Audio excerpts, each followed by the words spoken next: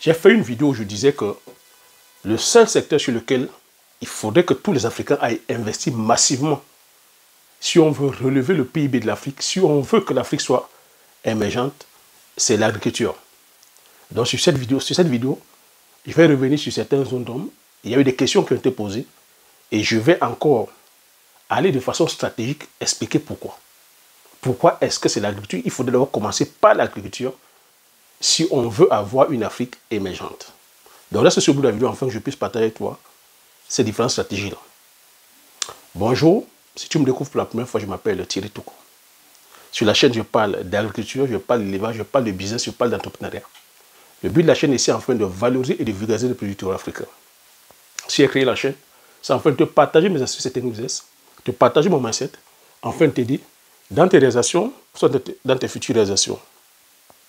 Je suis entrepreneur agricole sur les spéculations telles que le poivre du Cameroun, comme on appelle le poivre de Pendia, sur une superficie de 5 hectares en production, sur la culture du palmier à huile, sur une superficie de 30 hectares en production, nous avons une unité de transformation à nous. Sur la culture du Occident et l'autre, comme on appelait Apio Soanjansan, sur la culture de la Gassiniakoula, avec pour finalité de créer une marque spécifique à nous, dont on mettait sur le marché physique et sur le marché virtuel. Donc, on a aussi dit que cette année, prévu de mettre des formations. Si tu es intéressé par les formations, tu regardes sur la barre de description, tu vois mon mail, tu m'envoies, tu dis qu'on a le mail en me disant la formation par laquelle tu es intéressé. Donc sur cette vidéo, je vais venir encore réitérer en te disant, pour l'année 2023, si tu veux devenir riche, il ne faudrait pas qu'on ait peur de ce mot. Si tu veux entreprendre, si on veut voir l'Afrique, une Afrique émergente, on se doit d'aller plutôt commencer par le secteur tertiaire, qui est le domaine agricole. Donc quand je dis le domaine tertiaire, quand je dis agriculture, plusieurs personnes ont cette connotation de l'agriculture en tant que métier sale, en tant qu'un métier qui ne rapporte pas, parce qu'on a toute cette vision du grand-père, de la grand-mère, de la tante, qui cultive de façon, c'est-à-dire que voilà, qui cultive sur sa petite superficie, et que pour une alimentation de subsistance, et on se dit que l'agriculture n'est pas rentable. A contrario, on a cette vision, à chaque fois qu'on parle d'agriculture, on voit plutôt l'Occident sur des grosses superficies, sur la mécanisation, et on se dit que c'est cette agriculture qu'il faudra aller faire. Qu'on ne peut pas nourrir l'Afrique tant que nous ne sommes pas sur des grosses superficies, tant qu'on n'a pas mécanisé, tant qu'on n'utilise pas les produits phytosanitaires, des engrais, de l'herbicide, tant que on n'est pas à des superficies de 100, 200, 300 hectares, on ne peut pas. Il faudrait vraiment, avant de se lancer, de pouvoir d'abord déjà s'informer. C'est pour ça que sur la chaîne, tu vois, je passe plus le temps à la pédagogie. Gagner de l'argent, c'est une science. Gagner de l'argent, ça requiert de la stratégie. Et au jour d'aujourd'hui, je continue à retirer, seule l'agriculture peut te permettre de commencer comme ça, sans gros capital, en te visualisant sur le long terme, bâtir un empire. Je ne vois pas un business qui puisse te permettre comme ça de commencer très petit et sur le long terme, te retrouver avec des superficies énormes. C'est l'agriculture. Et pourquoi je te dis ça? Et pourquoi tu as vu en amont, je dis que la chaîne a pour but de valoriser et de vulgariser les produits du terroir africain. C'est parce que nos produits du terroir, nous avons encore le contrôle sur les semences. Donc, si je te demande d'aller investir en agriculture, il va falloir que tu respectes un certain cahier de charges. Première des choses, je vais te demander de t'informer, de te former.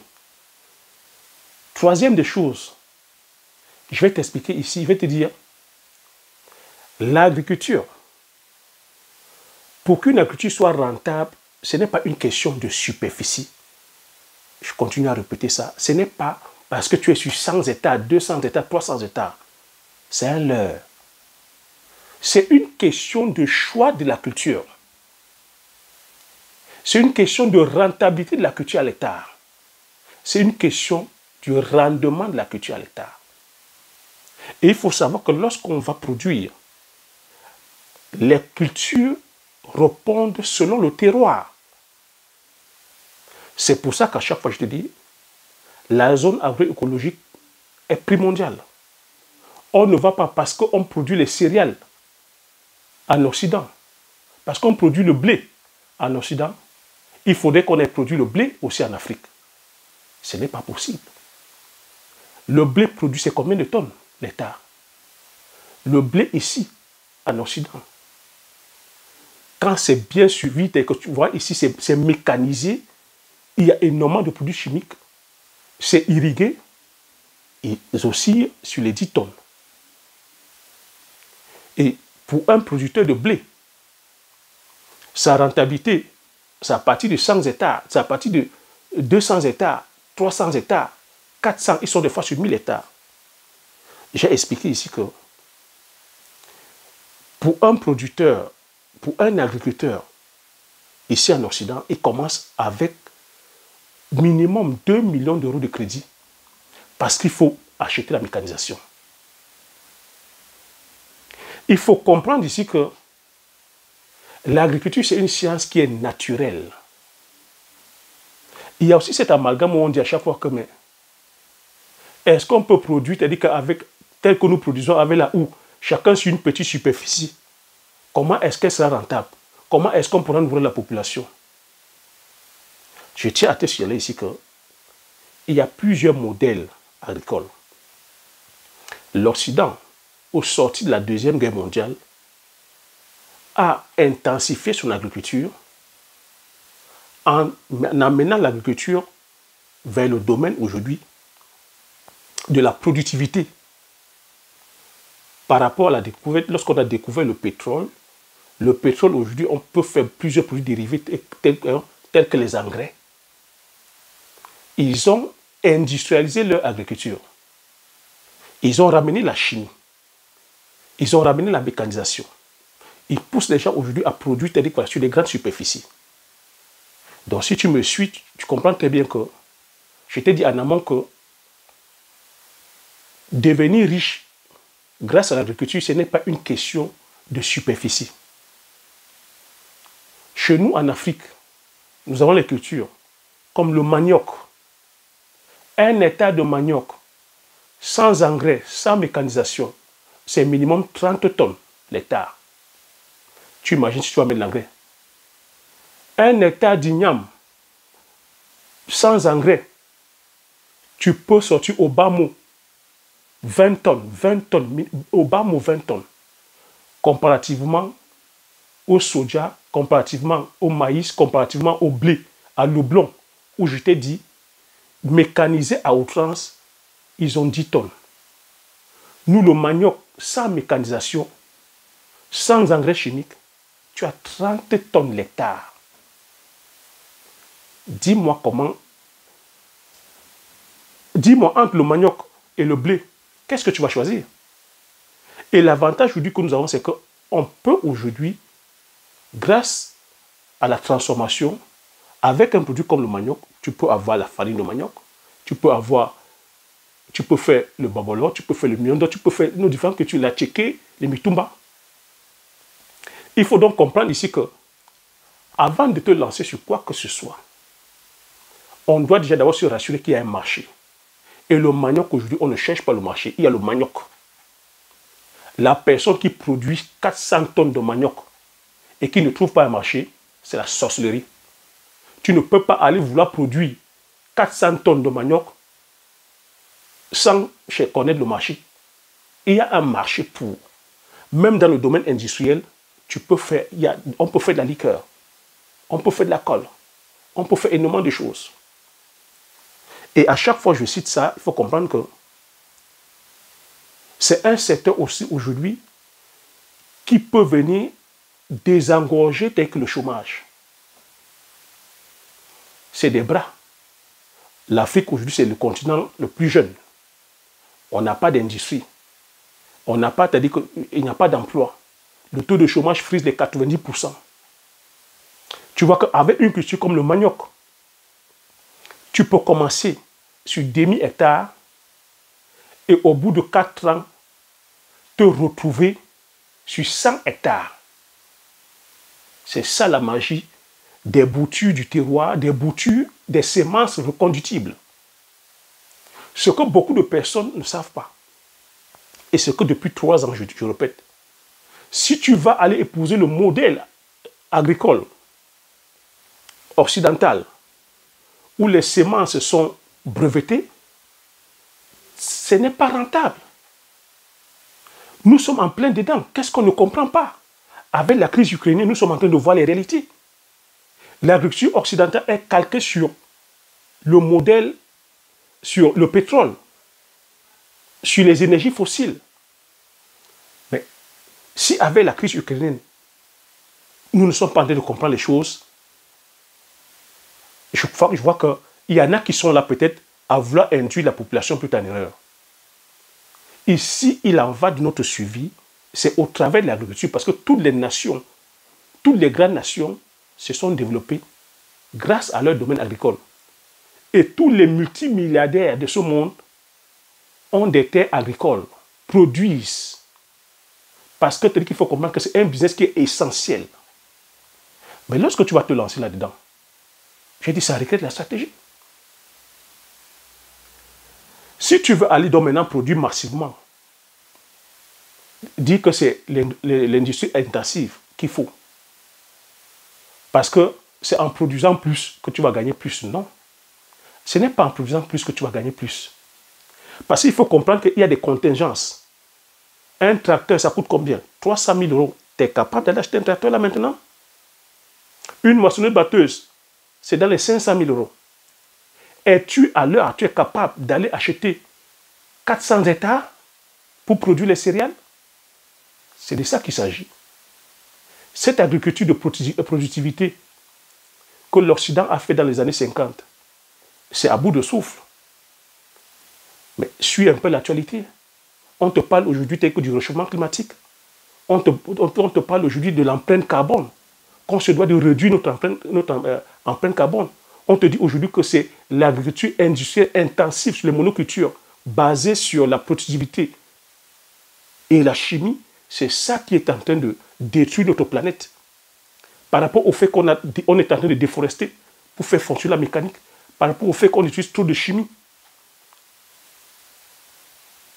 On demande aujourd'hui aux agriculteurs de réduire leurs empreintes carbone, de produire moins, d'utiliser moins de pesticides, d'utiliser moins d'engrais, d'utiliser moins de pétrole, d'utiliser moins de mécanisation, d'utiliser moins d'eau. Parce qu'il faut comprendre que le réchauffement climatique aussi, s'il y a un secteur qui consomme énormément d'eau, ici en Occident, c'est le secteur agricole. Donc, voilà comment ils ont fait leur système dans les années 50. Ils sont en train de sortir leur système. Nous, les Africains, c'est quand on dit que le bal est fini qu'on arrive. C'est quand on nous dit que la fête est finie, c'est là où on vient. Et on est en train de faire l'amalgame, on confond l'agriculture conventionnelle, donc l'agriculture chimique, et l'agriculture biologique, et notre agriculture naturelle. Et il se pose la question aujourd'hui en se disant que si on va donc produire bio, ce thème bio, il faut enlever le thème bio. Le bio, c'est le label. L'agriculture conventionnelle sont des labels. Chez nous, en Afrique, on cultive de façon naturelle. Il se pose aussi le problème que si on commence à cultiver donc bio, ça va coûter cher. Comment ça? Nous, on produit de façon naturelle, depuis la nuit des temps, de façon naturelle.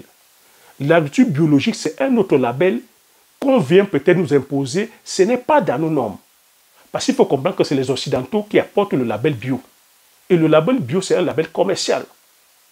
On produit de façon naturelle. Parce qu'il faut comprendre que avoir un champ bio, il faudrait que des organismes occidentaux viennent justement attester, certifier que tu produis de façon biologique. C'est des normes, c'est des labels. Et c'est ça qui fait en sorte que le prix soit cher, le prix du produit soit cher.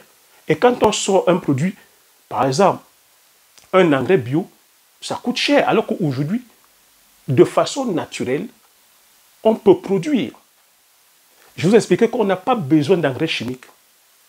L'air est constitué déjà d'azote. Lorsque tu sais comment t'as dit que voilà, les plantes fonctionnent, tu n'as pas besoin d'engrais. Tu as plutôt besoin de carbone. Tu as besoin que dans ton champ, qu'il y ait des arbres qui séquestrent le carbone. Tu as besoin de la matière organique. Tu as besoin de la matière végétale. On le fait déjà depuis la nuit des temps, chez nous en Afrique. Quand tu entends la jachère, nos ancêtres savaient déjà laisser le champ se reposer, venaient produire. Donc je t'ai dit ici que ce n'est pas le fait qu'on soit sur plusieurs états. Aujourd'hui, il faudrait tout simplement que chacun ait une superficie à hauteur d'homme, même de 3, 4, 5, 6, 10 hectares maximum, ou même sur le plan familial, qui puisse cultiver. Si chacun a comme ça 10, 15, 20 hectares, on botte en touche la pauvreté.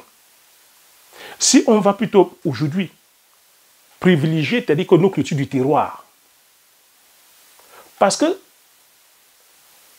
l'agriculture nous rendra pauvres, pourquoi?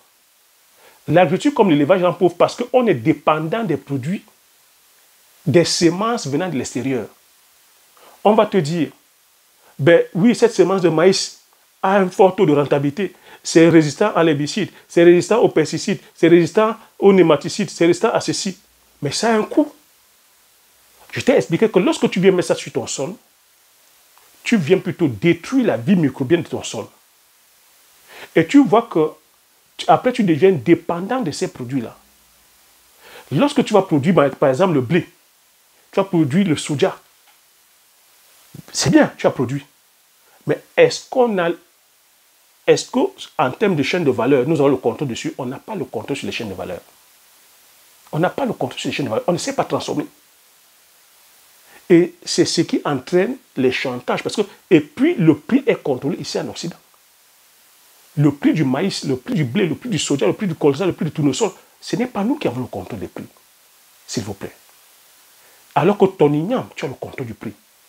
Ton macabo, tu as le contrôle du prix. Ta patate, tu as le contrôle du prix.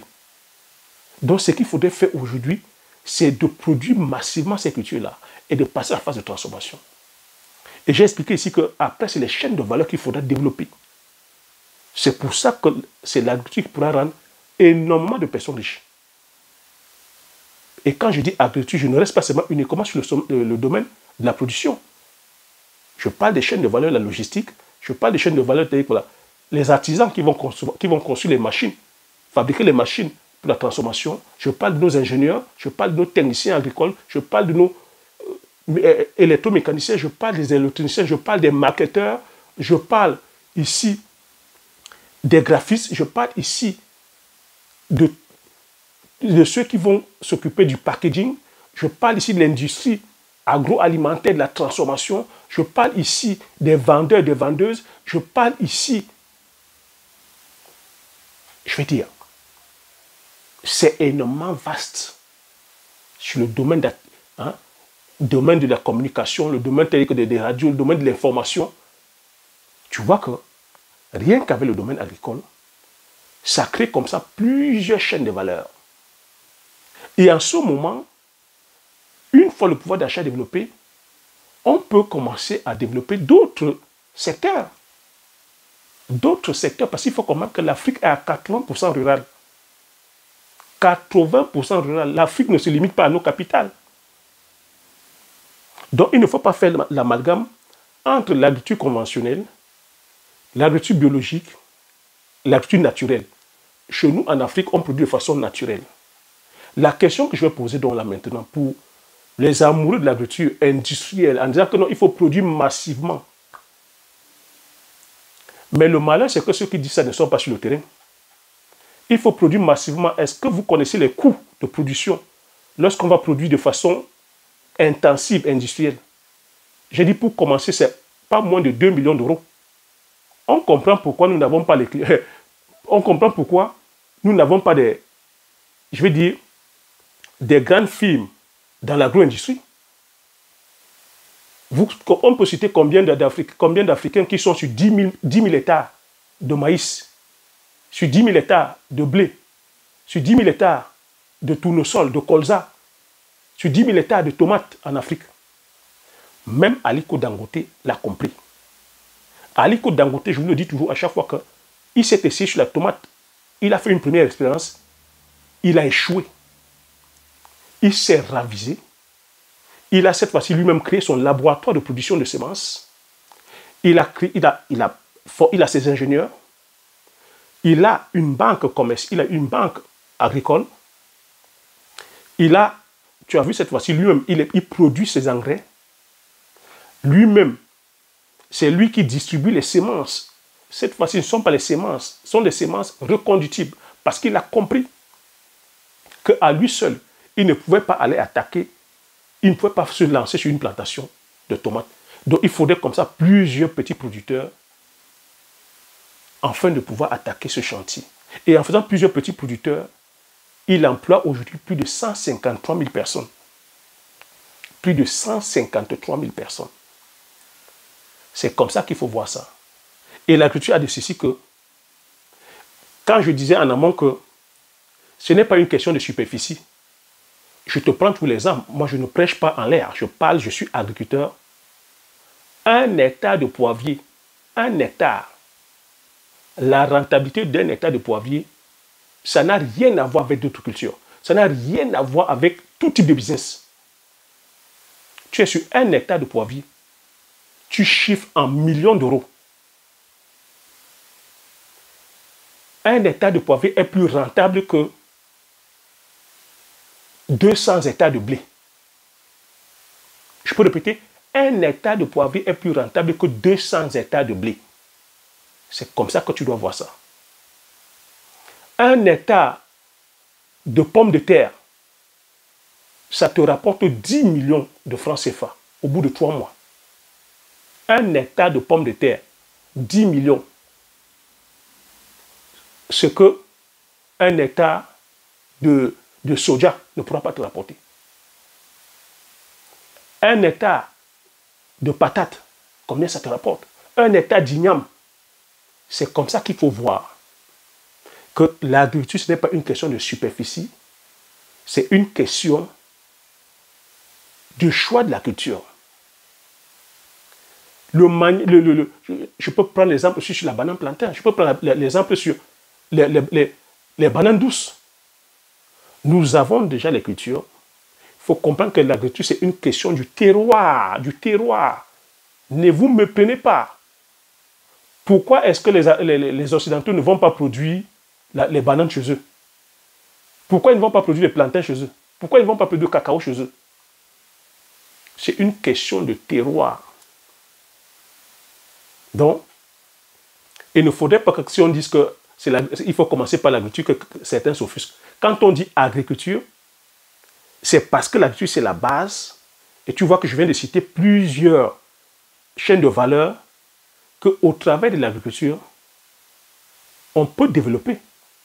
Sinon, auquel cas, on devient tout simplement dépendant des Occidentaux.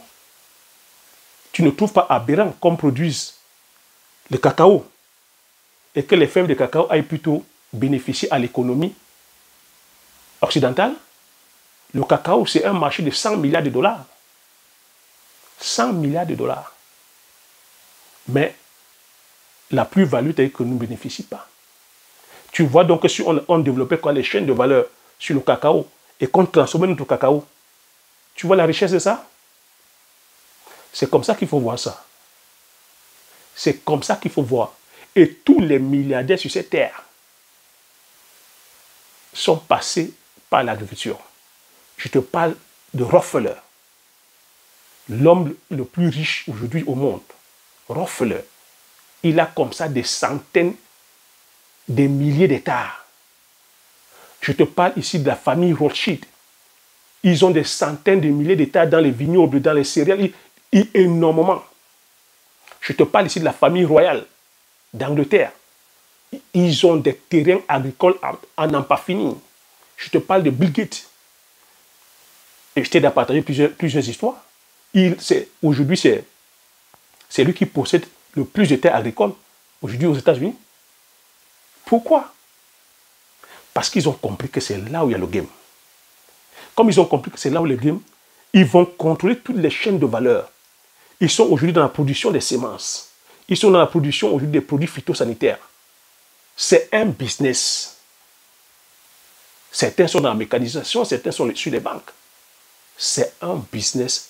Et il ne faudrait pas qu'on se jette dans ce business-là de façon naïve. Une fois de plus encore, ici, je parle de stratégie. Hein.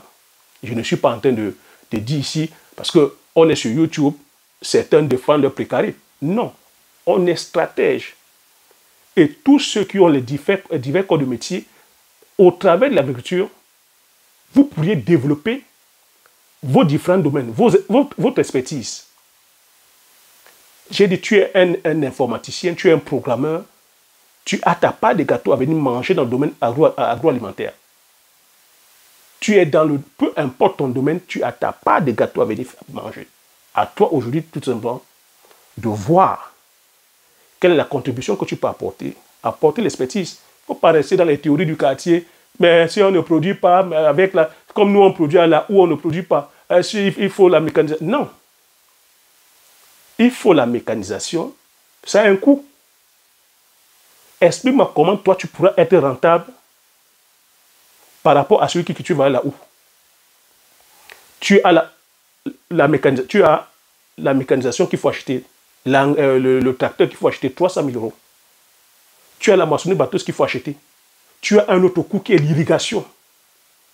Tu as la main-d'œuvre à payer. Tu as le pétrole qu'il faut payer tout le temps. C'est quoi le coût du pétrole aujourd'hui? C'est combien le sac d'engrais aujourd'hui? Le sac d'engrais à 50 000 francs CFA. Si tu as comme ça 400 hectares, explique-moi comment tu vas calculer ta rentabilité. Alors qu'une personne qui cultive de façon naturelle, elle pourra être 20 fois plus rentable que toi parce qu'elle ne dépense pas, elle n'a pas ces contingences-là. C'est la stratégie, les gars. Une personne qui cultive de façon naturelle, sans engrais, sans produits, sans additifs, sans grosse mécanisation, elle n'a pas ces problèmes-là. Et surtout qu'après, tu n'as pas le contrôle sur les prix. Alors qu'avec nos produits du terroir, on a le contrôle. On a le contrôle. Il y a un marché. Maintenant, c'est de structurer l'affaire, d'augmenter les chaînes de valeur. Mais l'agriculture reste un secteur ultra lucratif, ultra rentable, si tu te lances de façon stratégique. Pas parce qu'on m'a dit qu'un tel que tu donnes, on m'a dit que... Non. Je te dis, un sac de Janssen, c'est entre 350 000 et 400 000 francs CFA. Dis-moi. C'est des arbres. Hein? Et un sac, deux ou trois arbres peuvent déjà te produire un sac. Si tu fais comme ça 2 ou 3 hectares, ou même 4 hectares, quel est le fonctionnaire qui peut parler devant toi? Quelle est la personne même de la diaspora qui peut parler devant toi? Un sac coûte 350 à 400 000 francs CFA. Un sac de Bitacola aussi entre 350 000 et 500 000 francs CFA. Un sac de mango sauvage, les amandes de mango sauvage, ça aussi entre 400 000 francs CFA le sac. Tu as 5 hectares.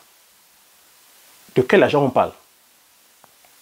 Qu'est-ce que tu ne pourras pas faire comme projet après derrière? Qu'est-ce que tu ne pourras pas faire comme diversification après derrière? Et tout ça, tu n'as pas besoin de mécanisation. Tu n'as pas besoin de mettre des produits chimiques. Tu n'as pas besoin de mettre des produits fongiques. Tu n'es pas contrôlé par rapport au prix. Tout est une question encore de stratégie, les amis. La vie, c'est la stratégie. Je parle parce que je suis sur le terrain. Je parle parce que je me suis lancé de façon stratégique. Et c'est ce que je partage depuis 3 ans. Ce que je dis ici sur le domaine agricole, ça vaut sur le domaine de l'élevage. Je suis venu vous dénoncer les manquements qu'il y a sur ce système. Que nous sommes sur un système comme ça qui n'est pas structuré, où il y a un désordre pas possible, et que nos lunettes ne sont que l'Occident. Mais aujourd'hui, l'information que je vais te donner, est-ce que tu sais qu'aujourd'hui, nos produits sont interdits, certains de nos produits sont interdits à l'Union européenne? On a reçu des sanctions. Les cultures comme le soja interdit d'exportation à l'Union européenne. L'huile de palme, le cacao, le café, le bois. Et tu vois? Et c'est quoi? Ce sont nos cultures comme ça, régaliennes, où nous ne sommes pas sur le domaine de la transformation. Et pourquoi est-ce qu'ils l'ont dit? Et quel est le motif qu'ils ont envoyé? Ils ont envoyé le motif en disant que ce sont des cultures qui polluent. Parce qu'on va déforester la forêt. Donc, comme eux, ils sont en mode aujourd'hui, ils sont en mode aujourd'hui, ils respectent l'environnement, ils veulent diminuer, c'est-à-dire qu'on va les faire. Je veux dire, leur empreinte carbone, ils bloquent ces importations. Mais qu'est-ce que ça explique? Ça explique tout simplement que c'est encore une autre stratégie qu'ils ont mis en place. Comme ils savent que nous sommes dépendants d'eux par rapport à ces produits-là. On nous sanctionne. Mais on sait d'où viennent ces sanctions. C'est par rapport aussi à notre penchant vers la Russie. Donc aujourd'hui, si on n'est pas assez intelligent de cultiver nos cultures endogènes, de transformer et apporter la plus-value sur nos cultures endogènes, on se fera toujours comme ça bouffer. Tu vas aller produire le blé. Tu penses que tu peux être compétitif par rapport aux Occidentaux? Ils sont sur 10 000 hectares. Ils sont sur 20 000 hectares. Et aujourd'hui, l'agriculture, ici en Occident, ce sont, je veux dire, les investisseurs qui sont là. Et quand on dit investisseurs, c'est des portefeuilles qui pèsent des milliards d'euros, des milliards de dollars. Tu penses que tu peux aller compétir avec un groupe de gens comme ça? On va te bouffer. On te bouffe. Donc ici, c'est la stratégie. On se doit de valoriser et vulgariser nos cultures endogènes. Endogènes. Le vivrier endogène. Le maraîchage endogène. On se doit aujourd'hui d'avoir des semences reconductibles. C'est tout ça mis bout en bout qui fait en sorte que l'agriculture soit rentable. Maintenant aussi, on nous parle d'aller produire naturellement, c'est-à-dire que ça va coûter cher aux producteurs, et je veux dire aux consommateurs. Tout est une question encore d'éducation, les amis. Chez nous, les Africains, il faudrait qu'on nous enlève de la tête il faudrait qu'on prenne conscience que la première richesse, c'est la santé. La première richesse, c'est la santé. Celui qui va aller économiser, qui va vouloir aller faire l'économie sur sa santé, cette personne a perdu la tête. C'est pour ça qu'on ne va pas loin. Tu vas aller manger un truc où tu sais que ça va te détruire. On sait aujourd'hui, ce n'est pas un secret. On sait que toutes les cultures aujourd'hui produites de façon intensive, de façon chimique, ces cultures ont des répercussions sur notre santé. C'est des études qui sont faites ici. Hein. Toutes les maladies que nous avons aujourd'hui, c'est dû à notre consommation alimentaire, à ce qu'on boit. Ces produits chimiques. Les études sont faites ici. Et tu veux aller faire la même chose en Afrique en disant que tu veux produire massivement. Produire massivement ne veut pas dire que tu vas gagner gros. Produire beaucoup ne veut pas dire que ce sera cher. Ou en disant que tu vas vendre moins cher. Tu vends donc moins cher un produit qui ira rendre malade ton consommateur. Je répète à chaque fois, est-ce qu'en Afrique, nous avons le pouvoir d'achat? Oui, il va acheter ce produit-là moins cher. Il va aller manger pour tomber malade. Il aura le pouvoir d'achat pour aller payer, c'est-à-dire que les frais de santé. Moi, je l'ai subi en 2021, où je suis allé passer 6 mois au pays. J'ai chopé cette maladie que vous connaissez là. En l'espace de 10 jours, j'ai dépensé 4 millions de francs CFA. 4 millions. Combien de personnes sont capables de payer 4 millions pour leur santé? Combien de personnes sont capables même de payer nécessairement le ticket d'entrée à l'hôpital? Oui, c'est bien, on va produire massivement. La population va chercher le moins cher. Elles pourront se soigner derrière? Est-ce que la recherche est développée chez nous? Est-ce qu'on saura même déceler les maladies? On va seulement dire que non, l'homme noir ne meurt pas, de maladie. L'homme noir ne meurt pas de saleté. Non. Le raccourci qu'on va trouver, ben non. c'est son père, ce sont ses oncles qui l'ont tué. Ah, c'est la famille qui l'a tué. C'est la sorcellerie. On l'a empoisonné. On l'a empoisonné. Donc, cette recherche perpétuelle du moins cher, les gens vont faire n'importe quoi. On va faire des produits de mauvaise qualité remplis de chimie. On vient donner. Une fois que tu manges, tu commences à avoir des intoxications, des machins. On dit non, c'est la sorcellerie. On l'a empoisonné. On l'a tué. Non. On se doit d'avoir l'éthique. La santé, on ne rigole pas avec sa santé. On ne rigole pas avec ce qu'on met dans la bouche. Notre alimentation, c'est notre médicament. Tu ne peux pas aller manger un truc sachant que c'est ça qui va te finir. Au nom que, comme on est pauvre, non. Non. Et même tous ces produits qu'on va aller donner à l'agriculteur de pomper, ils ne connaissent pas la posologie. Ils ne savent même pas la dangerosité de ces produits. Ils respirent ça, ils pompent ça, ils respirent les maladies qui vont. Donc tu vois que tu vas aller produire de façon chimique, toi-même tu vas t'empoisonner, toi-même tu vas te tuer. Tu vas vivre combien de temps? L'argent, le peu d'argent que tu vas gagner, tu vas aller mettre tout ça dans ta santé. C'est de ça qu'il s'agit. Hein. Ce que je suis en train de te dire, c'est ce que les agriculteurs des années 50, ici en Occident, ont vécu. Hein. Eux aussi, on les a apporté ça comme solution miracle. Ils sortaient de la Deuxième Guerre mondiale, on l'a apporté ça comme solution miracle pour la productivité, il faut produire plus. Ces produits-là, ils pompaient sans, je dis, sans recul. Beaucoup ne savaient même pas déchiffrer la notice de ces produits-là. Beaucoup ne savaient même pas déchiffrer les molécules. Et tu sais aussi qu'aujourd'hui, ce sont les grosses firmes qui détiennent ça. Il y a un secret d'État qui est là. Il y a l'Omerta qui est là. Ils ont cette puissance-là qu'on ne peut pas les attaquer. Beaucoup ont pompé. Qu'est-ce que ça a donné? Tous ces agriculteurs de cette génération-là sont tombés comme des mouches. Comme des mouches. Ça a eu des procès ici.